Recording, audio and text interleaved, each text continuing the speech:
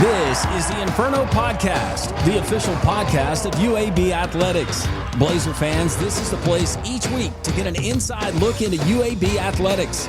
This episode of the Inferno Podcast is brought to you by the Alabama Department of Public Health and Pearl River Resort.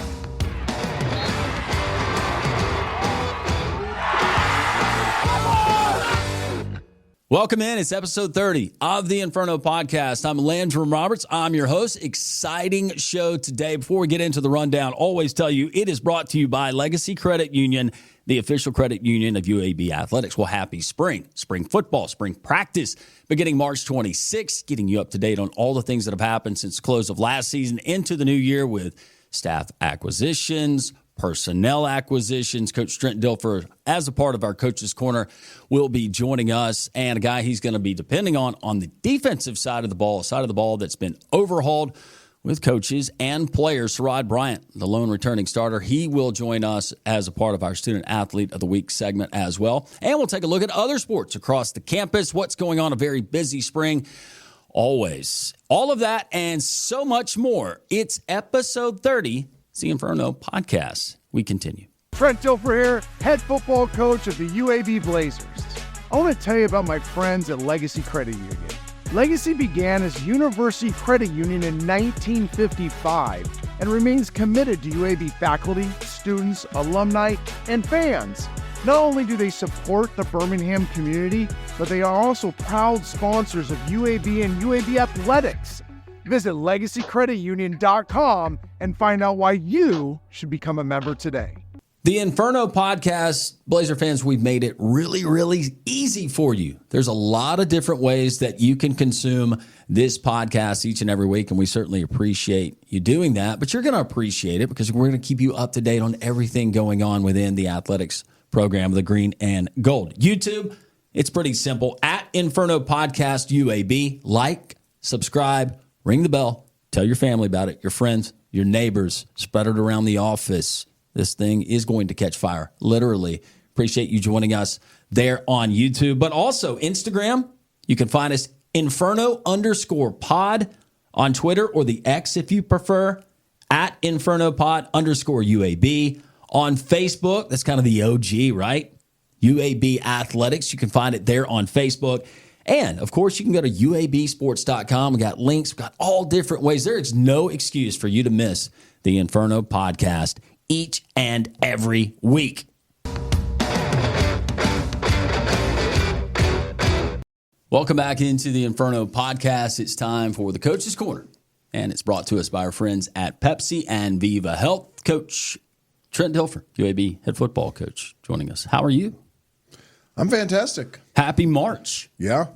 Spring has sprung. Just celebrated my 53rd, or as my middle daughter says, my 29th for the 24th straight year. Uncanny that you and UAB basketball coach Andy Kennedy share the same birthday, which is March 13th. And I beat him, by the way. I wished him happy birthday first this year. He got me last year. Well, prior to that, though, busy too. March 12th, voice of the Blazers, David Crane, that was his birthday. I know. So a little bit weird. It's, yeah, very weird. It's amazing that two guys as good looking as AK and I could have the same birthday. It is. Yeah. Who's got more hair? I think he does. We've had this conversation.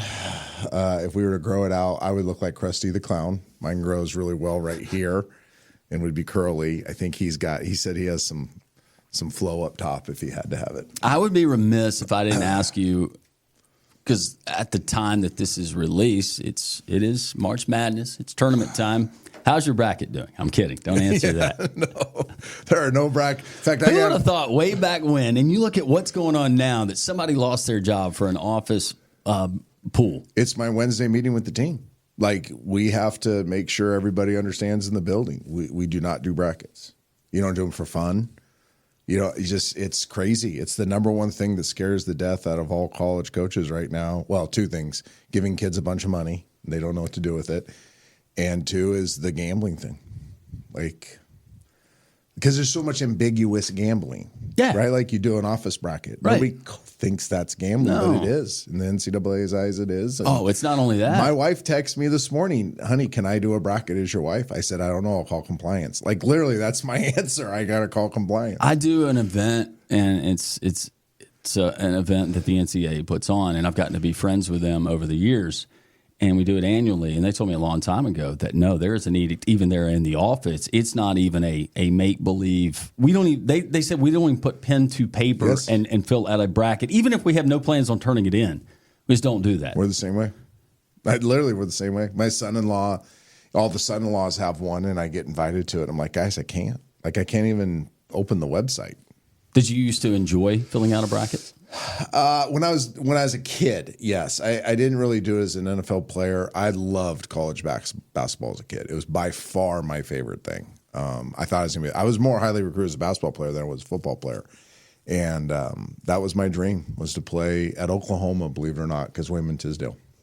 UCLA or Oklahoma were my two dream schools to play basketball. Man, Oklahoma back in the day, Billy Tubbs was the coach. Yep. Remember some of those teams? Mookie Blaylock. Yeah. It's amazing. Stacey King? I probably played Wayman Tisdale one-on-one 500 times as a kid. Now, he wasn't really there, but I pretended he was there. And that's where I learned all my post moves and my fadeaway and crossover and all that stuff. If you didn't play football, would you have tried to play basketball? Yeah. Right before Fresno recruited me, I was going to sign with Santa Clara or Northern Arizona to play both. So Santa Clara, the year they dropped football, I was being recruited the year before they dropped football. So I was going to play both at Santa Clara, or I was going to play both at Northern Arizona. My stepdad wanted me to play tight end or linebacker at Cal because they recruited me to play tight end or linebacker, and UCLA came in late for me to play tight end. You're smarty, so you could have gotten into Cal and played. Yeah, I was a really good student. I was, my parents, it's the same thing I taught my girls. We never talked about grades. My parents never told me what grades I had to get, but they just told me I had to do my best. And usually if I did my best, I got an A. So chemistry I didn't, and geometry. Those are the two classes that I think I got a C in chemistry and a B in geometry, and everything else I got A's in. I did well in the other subjects, opposite math, chemistry, that stuff. History, no problem. Could read through it, recite it, English, anything like that. Reading comprehension. Yeah, I killed that stuff. But we're getting into exponents and numbers and all these lines and parentheses. It wasn't practical to me. I had a really exceptional memory. So I could, my mom used to get mad at me, but I could wake up the day of a test, never study, ever study. Wake up the day of a test, cram for 30 minutes and go get a 96. Like, I just memorize things on the car ride on the way to school. I can still, as I'm getting older, I'm losing it a little more, but I do it with football too. Like, I call the plays off a call sheet, but I've pretty much memorized where they're at. You know what I mean? I don't get stuck very often. If I'm looking for a short yardage play, I know it's in the back right. I know it's in green. So you can see it visually. I can see it visually, especially if I write. And this is something I learned years ago, and I don't know if there's still studies out on it, but at the time there was a study that said if you wrote in red ink, that you had exponentially better retention. So I started writing everything in red ink. In fact, it's a joke around the office that I usually get mad at people if they're not writing in red ink, but I have 1,000 red pens in my office. And if I write in red, like my main notebook that I work off daily when things come up, I can tell you it's page 62, 9 lines down in my chicken scratch handwriting. It says, Cole Peterson interview with the Eagles. Which I'm teeing you up for the next question. Yeah, thank you very much. But that's just how my mind works. It's not as good anymore. It's not even close as good anymore. If you studied material enough, because it was this way for me, I could visualize the notes. I could visualize my handwriting and maybe how even I formed a letter. That's exactly how I think of it. It's a picture in my head. So I would sit there in the car ride into school for a test, and I'd be this dangerous, but I'd be driving and I'd have my notes right here and I'd be looking at them, and then I'd park my car, and as I'm walking up, I'd write out the answers, walk in the first period, get the 96, forget everything when I left the class. So SAT, I didn't do very well. Seriously, right, SAT, my parents thought I was going to get like a 1,300, 1,400. That's where I was trending. That's where all my teachers thought I was going to get. I got like an 1,150 or something.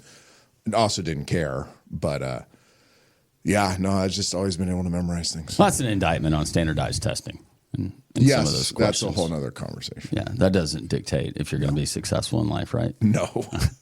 Gosh, no.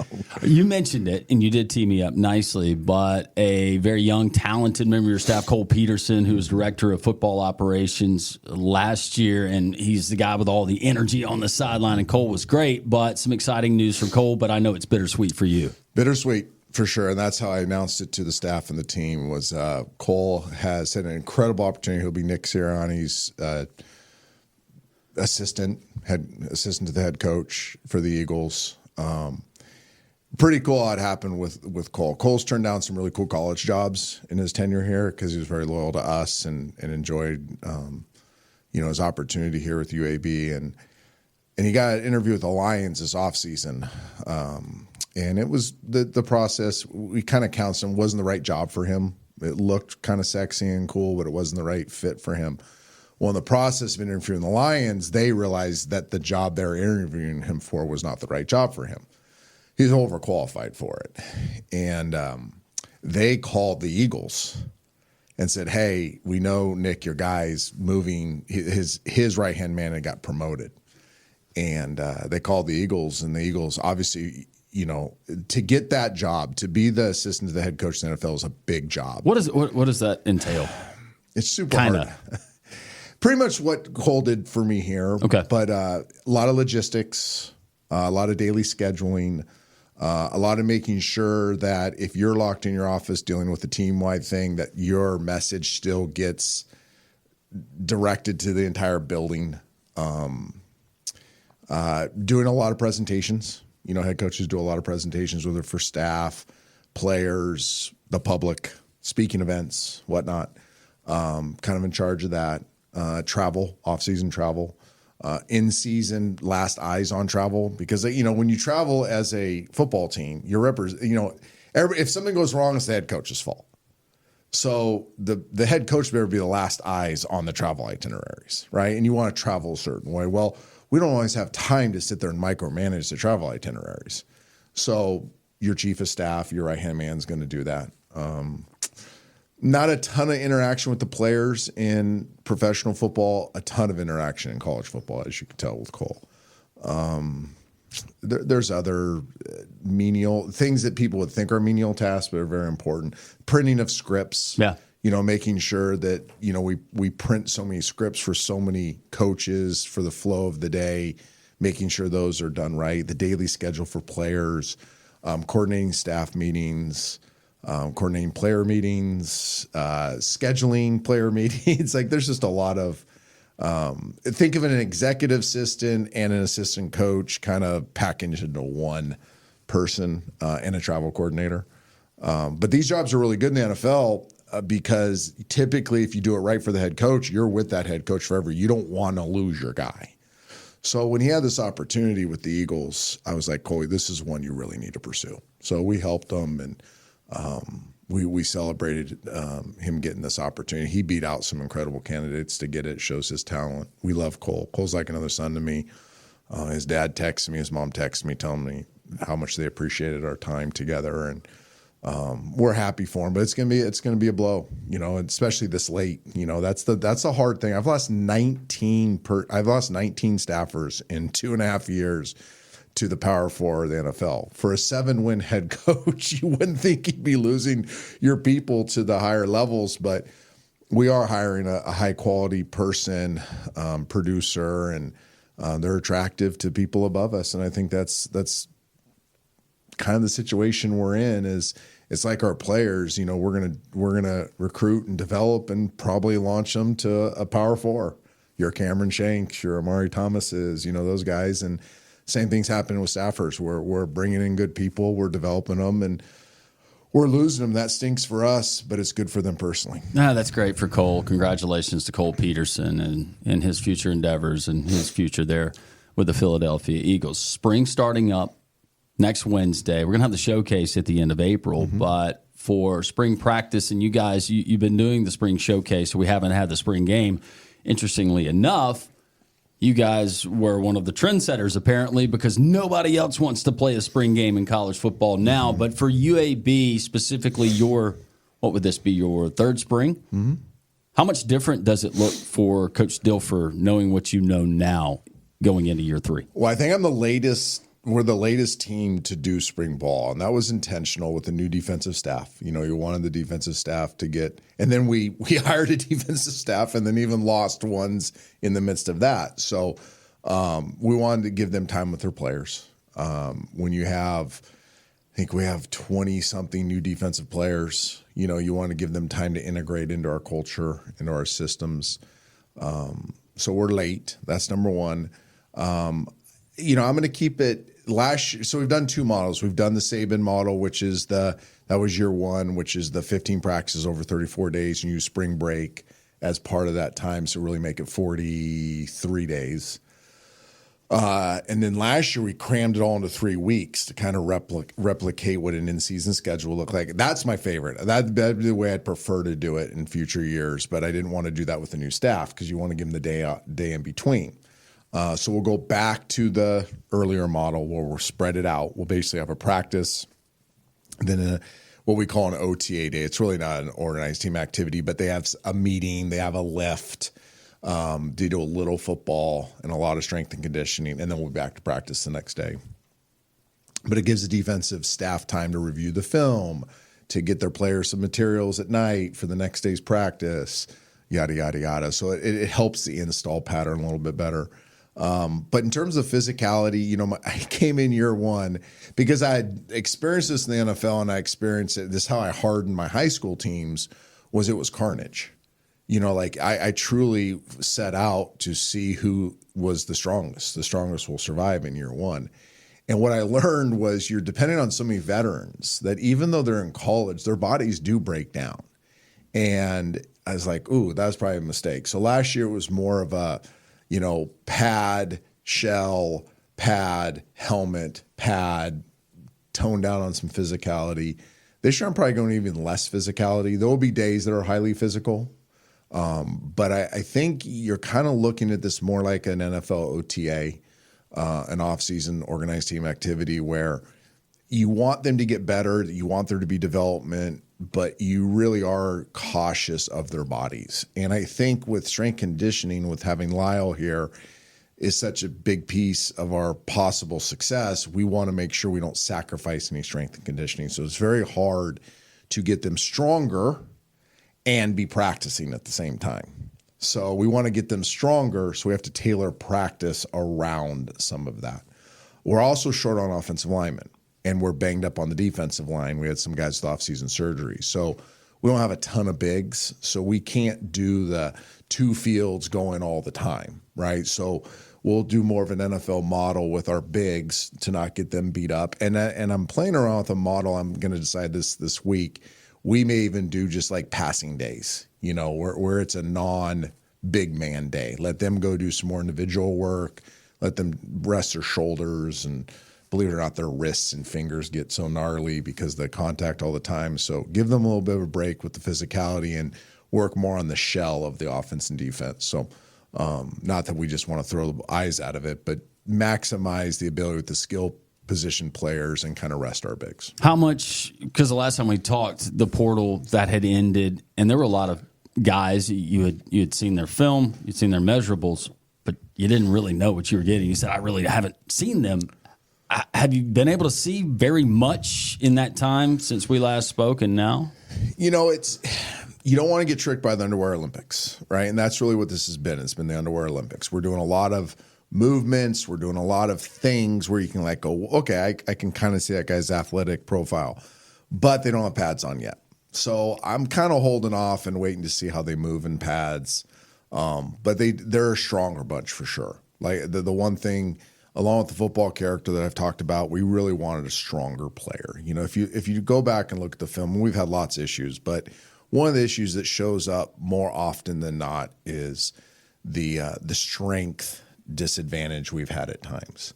And Lyle and I have made a real point of emphasis, really starting the beginning of last year, but we got to make sure that we're recruiting a stronger player. You can only get them so much more strong once they're here, right? So we want to recruit and you're not just recruiting high school kids anymore, right? You're recruiting a young man. So we want to make sure that their power outputs, their physical strength is better than what we've had, and this group is much, much stronger. And we'll have plenty of time to talk throughout the spring and the early part of the summer as we lead up to the 2025 season. Uniforms. Yeah. Look good, play good. Well, I think, I didn't realize this, and this is somewhat of an apology. I never intentionally try to take gold out of anything. Oh, God. You know what I mean? Yeah. This is where we air stuff. So. But I've heard the voice. I think what I'm trying to say here is like I've heard the cry of the fans. Why do you hate gold, Coach? People really think that. No, that somebody told me that. No, I know. So I've listened, and instead of being defensive, I'm like, well, first of all, I don't. I'm going out of my way not to wear gold around you. So we are looking to bring back the gold helmet. We're very close to doing it. I'm excited about it. We are changing the look at times. We do love the home green helmet with the green jerseys. Our players love it. Home green with a white blazer?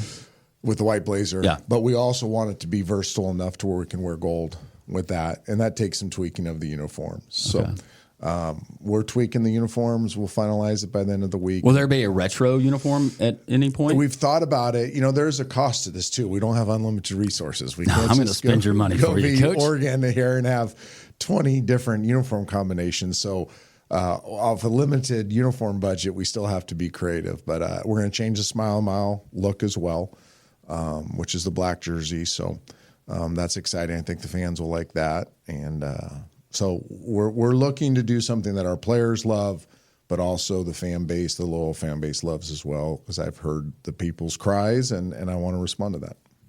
He's a man of the people. So a lot of people that are watching now, and I've heard this too, I'm not the gold, bring back the gold. The gold. And for the record, you have nothing against gold. I have nothing against gold. It was honestly it was a cost thing early on. Well, there was a theory that went with it, and I can't remember. It was an outlandish theory. Well, the other thing, too, is the gold changed. This is the number one thing. Under Armour changed their Vegas gold, which is our gold on our uniform. It did not match the helmet. So day one, not that I had anything to do when we took over the program, but one of the things I had to do was get new uniforms. And part of it was the change of the Vegas gold with Under Armour and the gold helmet. And it was at the time easier just to say, well, let's look at maybe a green helmet. And that was kind of last year's mentality. So I wish people understood, though, how much it costs to get a new helmet. Doesn't matter, Coach.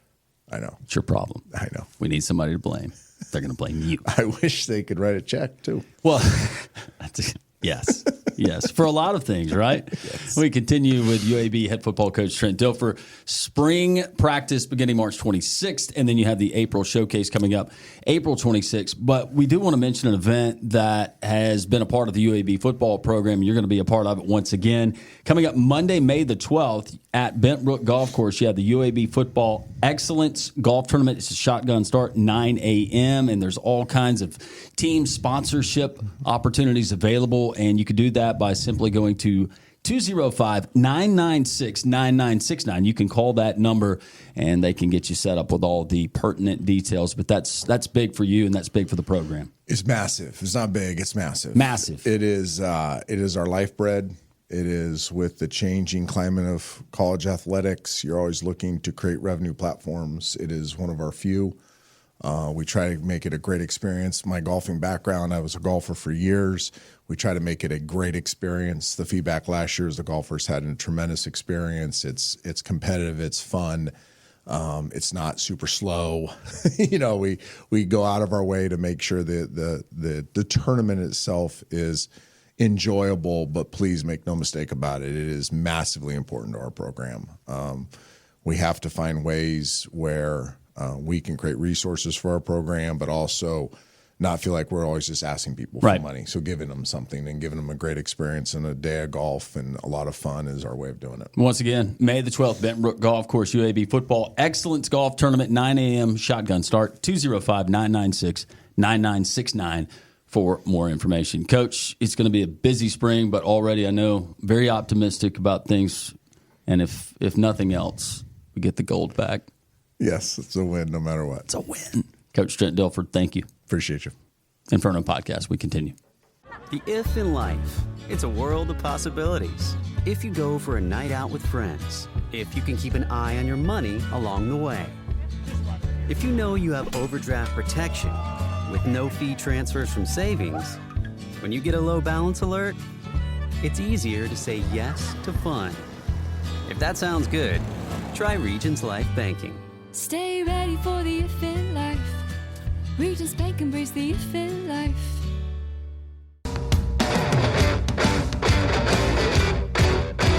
Welcome back into the Inferno Podcast. Landrum Roberts once again being joined by UAB head football coach Trent Dilfer, and a guy that, Coach Dilfer, you're going to be depending on a lot this year, our student athlete of the week, and it's Sirad Bryant. Sirad's going to have a huge burden on his shoulders this year. He's the only returning defensive starter, was one of the key contributors for us on defense last year in a disappointing season, but played at a very high level. A guy with great competitive temperament, high skill set, a guy we really tried hard to retain. We were able to do so. Could be at a lot of different places, chose to come back. So his loyalty means a lot to us, and we'll build the defense around his skill set. Sirad, you've got already one season with the Blazers under your belt, but let's talk about prior to that. And you started your career at Georgia Tech. Of course, you're there from the state of Georgia. For folks that don't know, your brother is Big Cat Bryant, very talented at the college level, now in the professional ranks. And then Montravius Adams, another defensive lineman that made his way in the college ranks and in the professional ranks as well. But describe your career, the transition from playing at Georgia Tech in your first couple of seasons to last season for Coach Dilfer at UAB. Starting out at Tech, it was a bit different. School there was just coming off of COVID. I would say school was like hard. I'm not gonna lie. I was not expecting Tech to be that hard, but we had to attend classes, and I had like 5 classes, so I was taking like 15 credit hours, I say, and like balancing that with football, hardest thing ever, because in high school it wasn't that hard, I would say. So that was one thing coming from high school to Tech, and then I would also say from coming to UAB. The biggest thing I would say is, like, we have online classes, so that kind of helps me out, like, be more in tune with football. So, yeah, that I would say, and also, like, the nutrition. We got good nutrition here. Like, I can eat like I want to. We got a little snack bar, and, like, at Tech when I was there at least, like, the snacks that we like weren't there, so you feel me? What were some of the snacks? We're not trying to hate on Georgia Tech nutrition, but what were some of the snacks? I would say like the Fruit Loops. I mean the Frosted Flakes. Frosted Flakes. Yeah, the little small box. Yeah. Yeah, I don't like Frosted Flakes. Like, I'm not a Frosted Flakes guy. I'm not either. We got Cinnamon Toast Crunch at UAB. You feel me? I love those. I wake up in the morning, put me some almond milk on it, and get it going. You're in touch with your kids, right? I had 3 daughters. Yes, Cinnamon Toast Crunch for sure. Way over Frosted Flakes. What if they made the dust? And I don't eat, but like the bottom of a box of Cheez-Its, and somebody told me the other day, if they would make just the dust that comes in the bottom of the bag in the box of the cereals or different snack foods, and somebody brought up Cinnamon Toast Crunch, that they would just sprinkle that on everything that they ate. Oh yeah, You'd be game for that? I do that. All right, so last not Putting everything, sugar not on everything. Not everything. No. It's no different. No, let's. not everything. We got a wound up Sirad Bryant. You might weigh a little bit more. What are you checking in at right now? 215, 210? Like 210, 215, between those two. Is that where you want to stay? Yeah. Or probably just be like 210 or just like 208, so I can be, move faster, get better with my twitch muscles, and, just be a more athletic guy. Coach mentioned you're the only starter coming back on that side of the ball, an overhaul on that side of the ball this past season, Coach. And he's going to be a guy that you're going to be pointing to as one of your leaders. Yeah, massive overhaul. And without, I'm trying not to bring up last season as much as I possibly can, but obviously when you're not as successful as we like to be, we have to make changes. So part of that was natural attrition. We had a lot of seniors that moved on. Some of it was forced attrition. And with the new defensive staff, I really wanted them to come in and evaluate every position. So Coach Russ and his staff were able to evaluate the positions. And Sirad's a guy that has such great versatility. In this defensive structure, That's an NFL-based defense, four-man front, but the secondary has to do a lot of different things, so you need versatility. So Sirad's size, his physicality, his coverability, his ability to play zone and man, and then be able to come an extra hat in the box, and that's when he plays to the next level, he's going to have to do those things as well. So you got to play half the field, you got to play the whole, you got to play down as a sky defender, you got to be an insert defender, you got to be a linebacker certain times and dime nickel structures. His ability to play over a tight end, a bigger slot. He's just a really versatile player. He's got great competitive temperament, like I mentioned. He's got great work ethic. He's got natural leadership skills. So, like all of us, he's chasing his best. He's trying to get better. Some things he's identified he wants to get better at, both mentally, emotionally, and physically. But we're all in that boat. Yes, we're we all are trying to get better. Yeah, that doesn't stop with football or any particular age. Sirad, without going back and getting too much into last season on that side of the ball, we all were a part of an event just a couple of weeks ago, and I had a chance to kind of bend your ear and ask you about some of the changes and how it was going thus far, because spring practice, you guys kick off next Wednesday. Mm-hmm. But you said that you absolutely loved it. Describe some of those changes that you've noticed at your position with your position group. Okay, I would first of all like to mention Coach V's. We with Coach Cox leaving, we Coach Dilfer promoted Coach V's to be the safeties coach, and everything he done taught me up until this point, man, I believe in him. I believe in his scheme. I watched games that he's coached in the league, so I really trust him, and I'm ready for what is to come. And also, I would say the guys that Coach Dilfer brought in, Nigel, Denver, Jalen Cheek, those just three guys, but there's many more that he brought in that will help us this season. But yeah, those guys have a crazy work ethic too. They do a lot of great things. As I've been watching, I'm just ready for spring ball to start so we can all put it together so I can see how guys move and stuff like that. But right now, those guys look real good. Coach, he looks the type, obviously. Mm-hmm. You see him, and he passes the test getting off the bus. As far as different guys, different positions, that side of the ball, what did you and your staff identify was the need? Yeah, it was difficult because this has become a money game. Yeah. So as I've explained, you have to kind of be the Oakland A's to a certain degree, and you had to find value. And the way you do that is you find an older guy that's kind of has a more professional mindset on the portal and what we call free agency in college football right now, where money's important, but it's not the driver. And so much of this conversation is the driver is the money, and if they're motivated by money, they're going to become more what they were before they got it. And really what you want is a guy that wants to compete, that wants to chase his best, that wants to be part of something special, and then deserves some money because the pelts he has on the wall. Sirad fits into that group. These guys we brought in fit that group. So that was number one, was their temperament, their football character, if people are looking for a term to put on it. So that was priority number one, mainly because of that was what we had. We couldn't go get into bidding wars with guys that were, if you're looking at a board and you're stacking guys, okay, there's the 5 best whatever position linebackers. Those guys are going to be way outside your price range. Now, the good thing is when you play the long game and you really vet guys and you really are talking to the other coaches and watching tons of film and watching the systems they're in, if they fit you, and doing character evals, you're like, if you wait a little bit and let the money kind of clear, there's just as good a player late. They didn't maybe, I don't even know how to say it. They didn't market themselves the same way because they were looking for a fit, not a paycheck. And we really found guys that were looking for a fit. We didn't chase traits, but we fell into traits. I think my first 2 years, we really chased traits. We wanted a certain height, weight, and measurables were a big deal because those measurables translate to the NFL game. But what we've learned is what you're really looking for is productivity. You're looking for guys that know how to play football. They know how to make a play. They know how to play well in big moments. They know how to think clearly when the pressure's on. They know how to be good teammates. They know how to be out of series and come back in a series and play at a high level. They know how to rotate. They know how to play in goal line situations. They know how to play in 2-minute situations. They understand the ebbs and flows of games. They're not an emotional roller coaster when they play. So that's kind of what we were looking for on defense. And we fell into, like I said, some we're definitely stronger. I will say this: we've got a group of guys that can throw iron around, that play with strength, that have the bodies, the structure, the bone density, the muscle density to stay healthy and play at a high level. We're maybe not as long on the defensive line and linebackers as we were before, but we're super long and athletic in the back end. I mean, Sirad at 210 is not the only big safety. We have 4 really big safeties.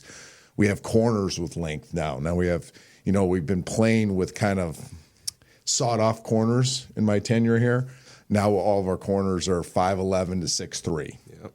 We got big, long corners with big, long arms. It fits the structure we're playing on defense. So we identified a character trait and fell into a athletic profile as well, which we're really happy about. And now with the NIL climate and what the portal is and how fans view it, how a lot of coaches view it, and rightfully so, it's gotten a black eye in the media, and some of that is deserved.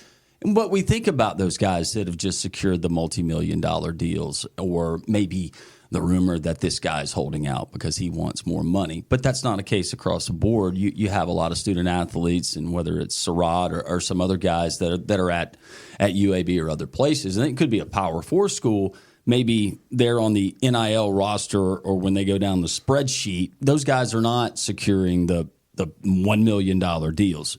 I asked Sirad what was something from a student athlete's perspective that we don't think about, because we rarely hear from the student athletes, because a lot of it is kind of cloak and dagger. And Sirad, what you told me, just some of the personal life skills that NIL has afforded you. Go through that with some of our listeners and our viewers. I would say, of course I'm able to buy more stuff, but right now I actually take into account about my NIL. I actually plan and I budget my money, since I'm in financing right now for my major and stuff like that. So I try to, make my money work for me, so I don't just be like a sitting duck with my money. I'm trying to actually build something. I'm trying to build generational wealth one day.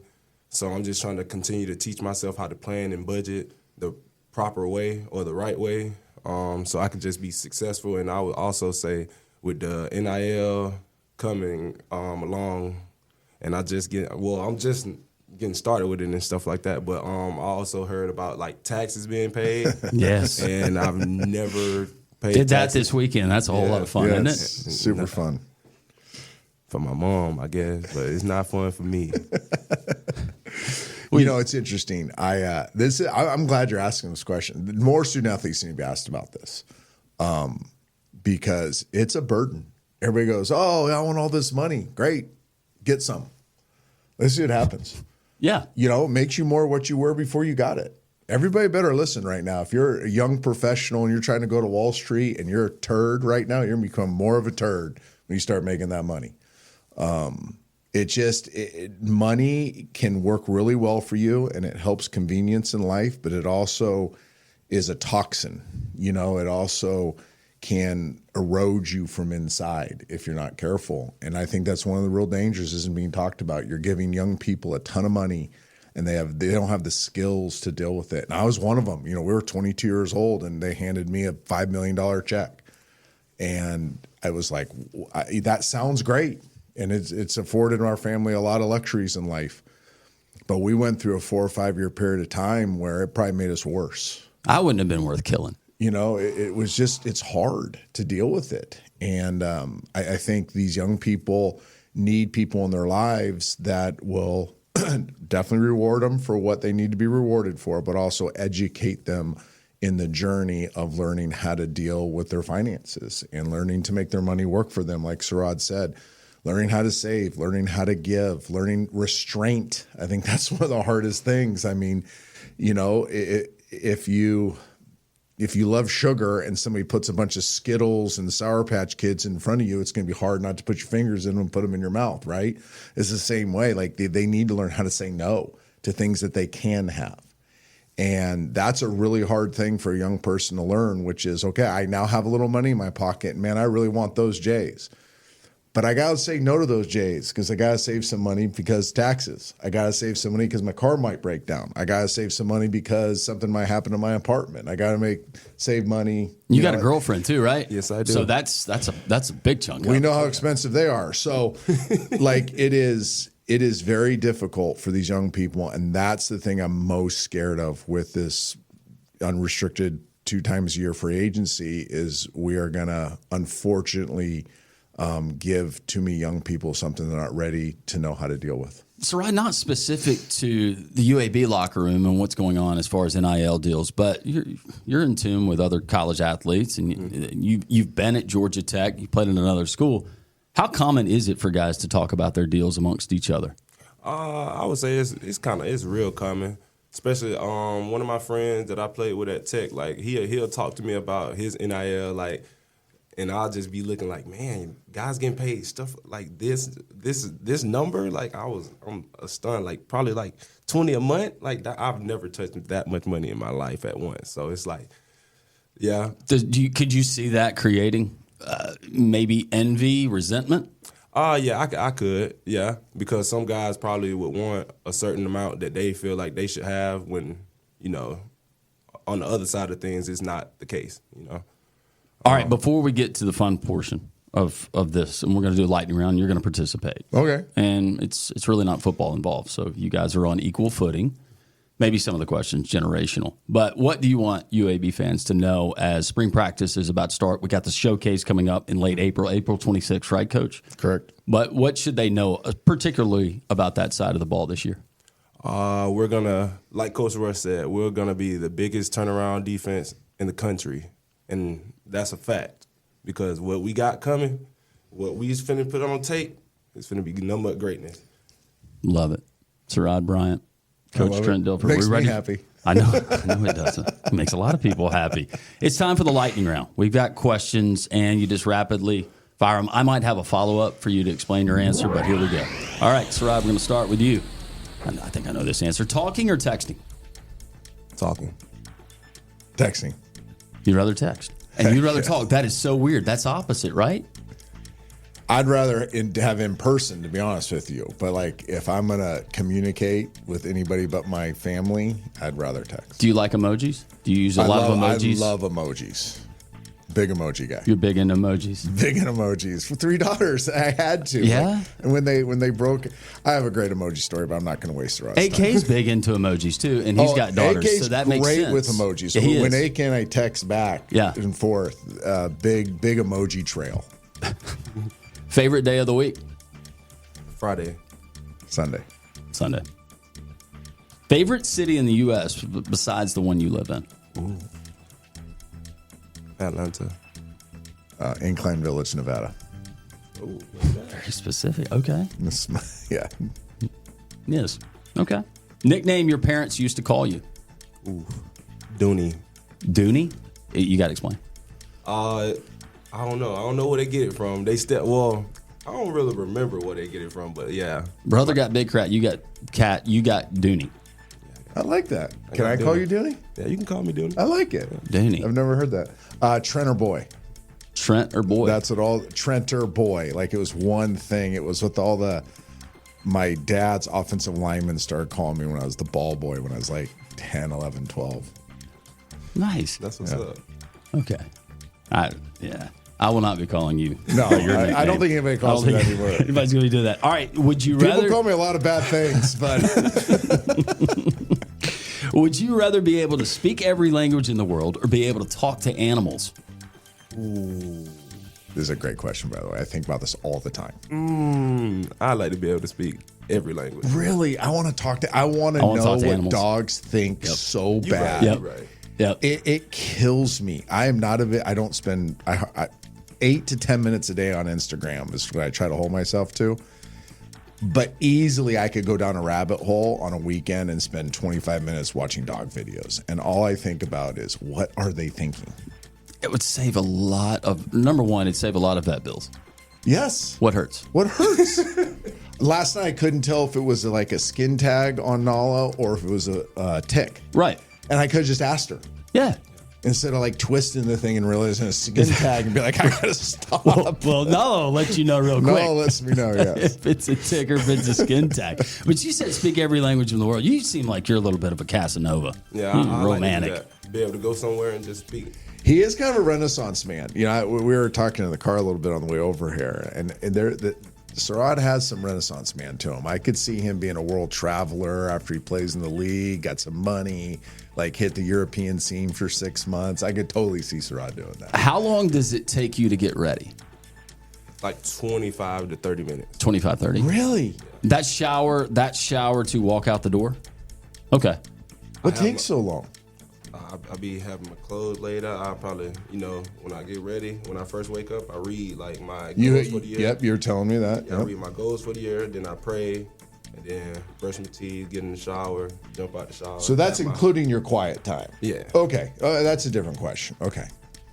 Well, if you're including kind of solitude, which we're trying to teach our kids to do, it's a big point of emphasis in the program, something I've based my life on. I'm up at 5, leave the house at 6:20-ish. But actually getting ready. Yeah. I don't have any hair. I mean, it takes like but still, but you see, you play it off. 8 minutes. You play it because you wear very fashionable clothes, but you wear the clothes where you want everybody to think you don't care, but you do care. that's the thing. You do care. That's a good. And call. that's why I wanted to ask, because you might not have hair, but I think that you are making sure you're put together before you walk out. I look for slimming clothing, things that don't make me look like a pear. At 53, I still want to have some type of athletic body. But you got the frame, Coach. You got plenty of room for it. For a guy like me, I have to keep it off, or I look like a perfect circle. I once had a teammate late in my career. I'd put on some weight in the off season, and he started calling me pear. Pear.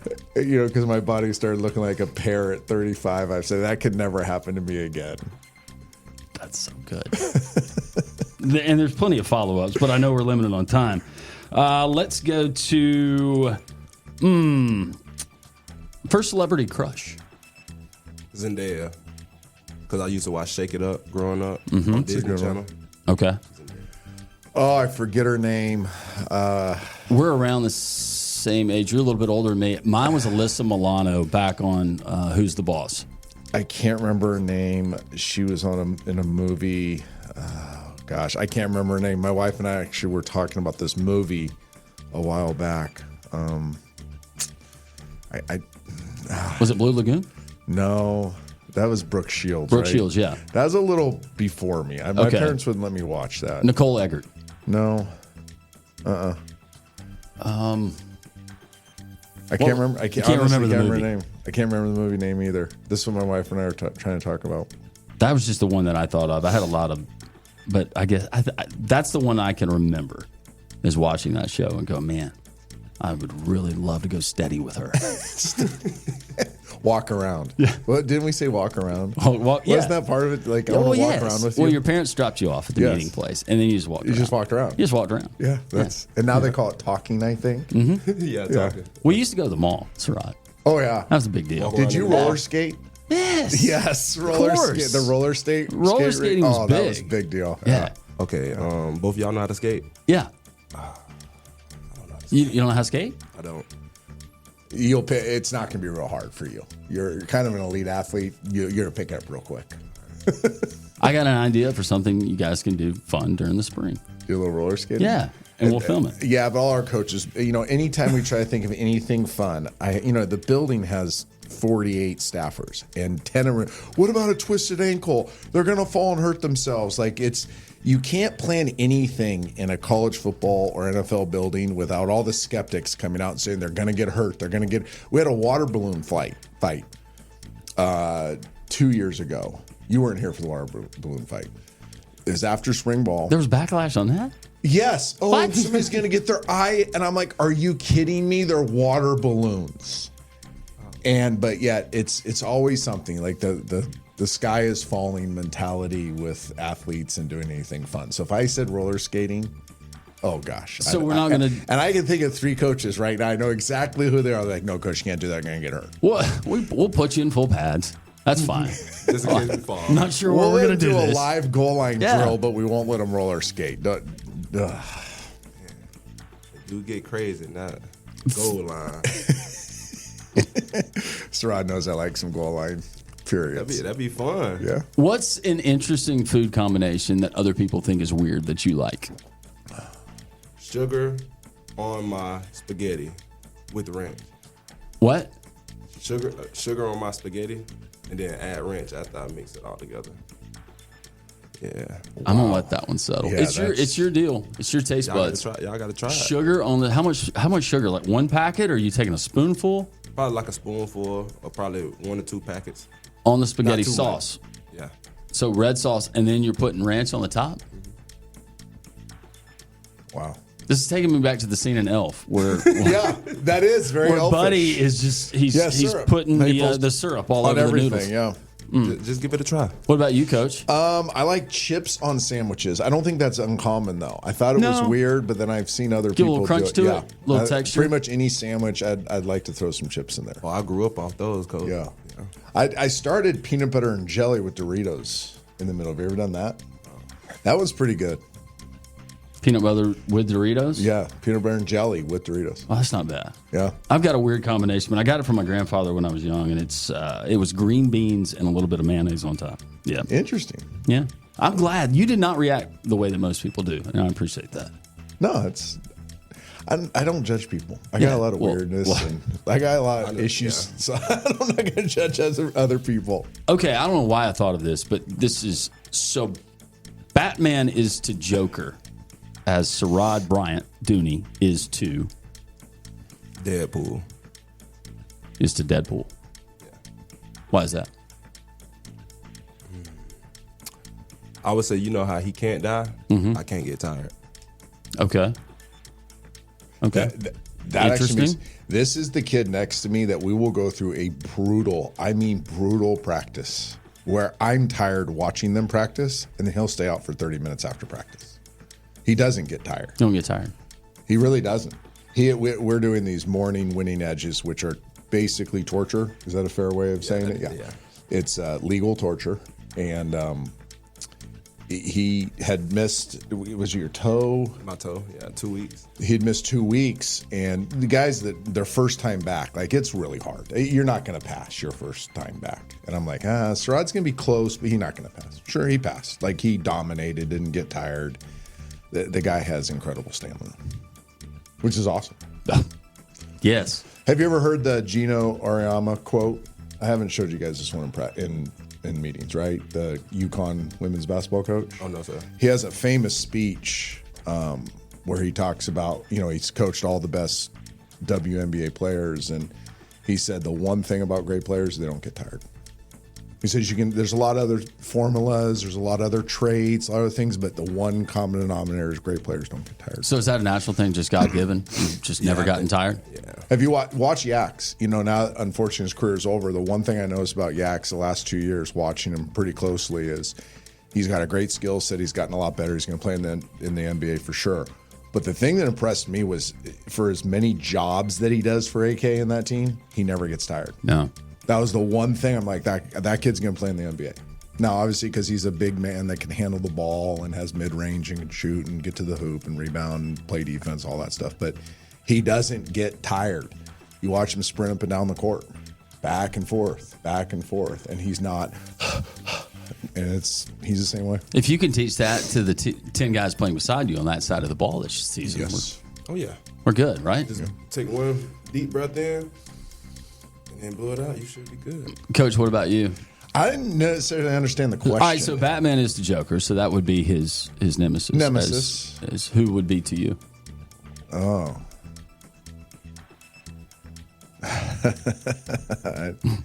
I don't know. I've never thought about that.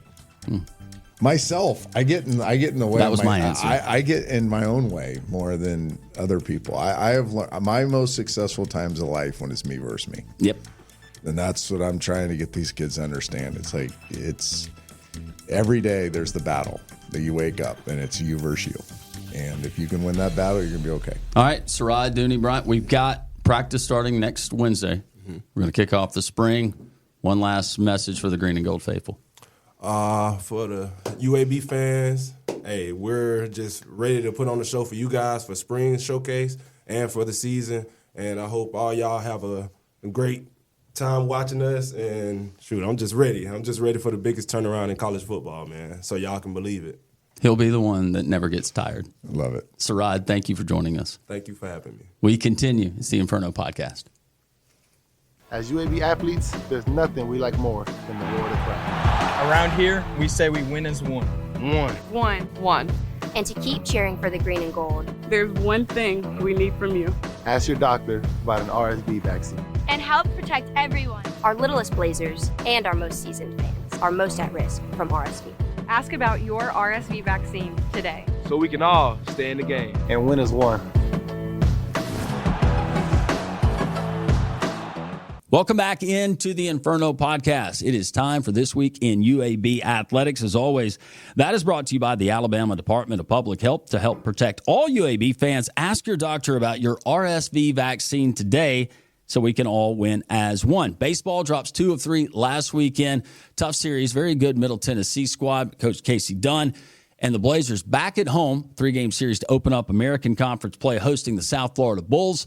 Friday, 5 p.m. first pitch, Saturday at 2 p.m., and then Sunday wrapping up the series with USF at 1. Meanwhile, Coach Taylor Smart, softball, they're on UAB's campus this weekend as well. Friday, 5 p.m. first pitch, Saturday at 1 p.m., and then Sunday, first pitch slated for noon. Women's tennis on the road at North Texas. They're in Denton Friday at 2:30. Saturday, they'll take on Tulane at 10 a.m. Men's tennis is at Charlotte on Friday, and then Saturday they travel to the state of South Carolina to take on Furman. Men's golf Friday and Saturday, they are over in the state of Georgia, Statesboro to be exact, for the Schenkel Invitational. You have the MEAC Championship in bowling as well going on, that in Raleigh, North Carolina. For a comprehensive look at everything going on with UAB athletics, you can always go to uabsports.com for all of that information and so much more. We appreciate you joining us each and every week here on the Inferno Podcast. Have a great week. We'll talk to you next week. It's the Inferno. Thanks for joining us. This is the Inferno Podcast, the official podcast of UAB Athletics. Blazer fans, this is the place each week to get an inside look into UAB Athletics. This episode of the Inferno Podcast is brought to you by the Alabama Department of Public Health and Pearl River Resort.